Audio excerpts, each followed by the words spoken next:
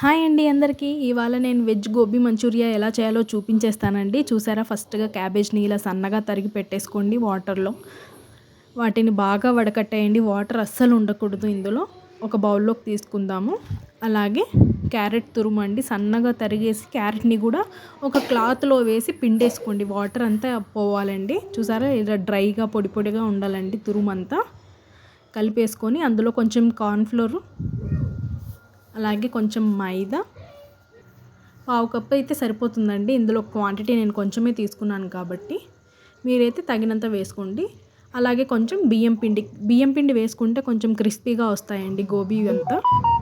అలాగే తగినంత కారం, తగినంత ఉప్పు వేసుకొని బాగా మిక్స్ చేసుకోండి.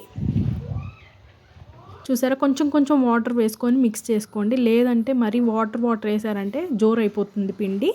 చూసారా, ఇంత గట్టిగా కలుపుకోవాలండి. చపాతీ ముద్దలా కలిపేసుకోవాలి. చూడండి, మీరు ఆయిల్లో వేస్తే ఈ కన్సిస్టెన్సీలో ఇలా రావాలండి. ఇంత గట్టిగా ఉంటేనే క్రిస్పీగా వస్తుందండి గోబీ, లేదంటే మెత్తగా అయిపోతుంది.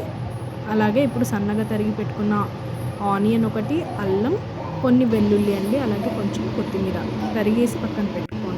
ఇప్పుడు ఒక కడాయిలో ఆయిల్ పెట్టుకొని హీట్ అయ్యాక చూసారండి, ఈ విధంగా చిన్న చిన్నగా వేసుకోండి. మంట లో ఫ్లేమ్లో పెట్టుకొని, లేదంటే ఉడకవండి లోపల, పైన మాత్రమే మాడిపోతాయి.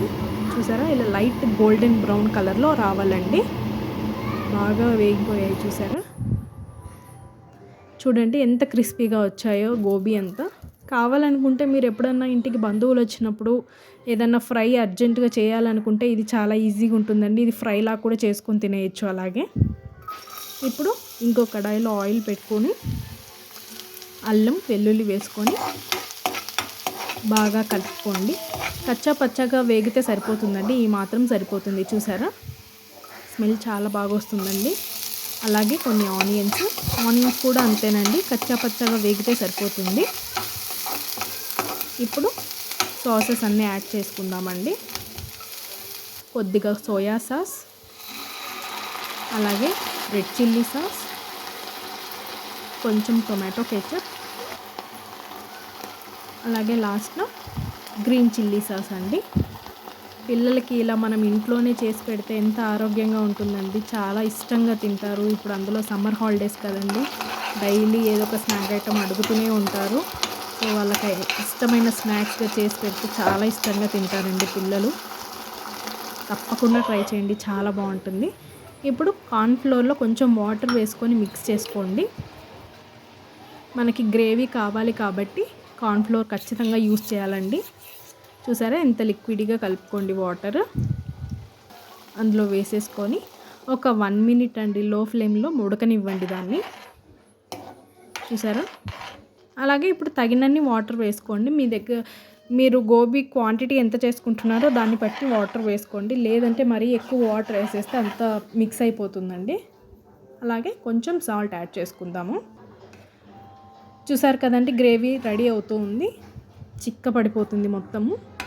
ఇలా చిక్కగా రావాలండి గ్రేవీ. చూసారా, చిక్కగా అయిపోతుంది. ఇప్పుడు గోబీ యాడ్ చేసుకుందామండి.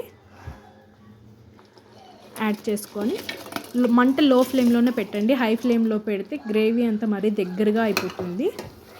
బాగా మిక్స్ చేసుకోండి. చూసారా, ఇలా మిక్స్ చేసుకుంటే ఎంత బాగుంది కదండి. ఇప్పుడు కొత్తిమీర గార్నిష్ చేసుకుంటే చాలా బాగుంటుంది.